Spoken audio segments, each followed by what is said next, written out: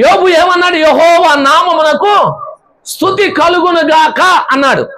ఏమని? ఏ పరిస్థితుల్లో అన్నాడు?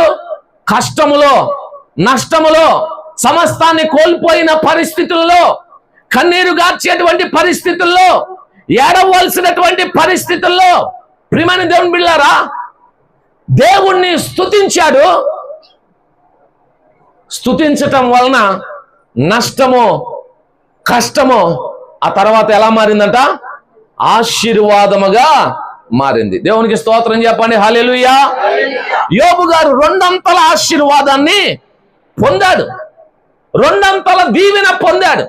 ప్రియ దేవుని బిడ్డలారా, ఈ రాత్రి దేవుని పిల్లలమైన మనం నేర్చుకోవాల్సినటువంటి ఒక పాఠం ఏంటంటే, శ్రమల్లో కదిలిపోవద్దు, కష్టాల్లో నష్టాల్లో కృంగిపోవద్దు. దేవుణ్ణి స్తుతించండి, దేవునికి ప్రార్థన చేయండి.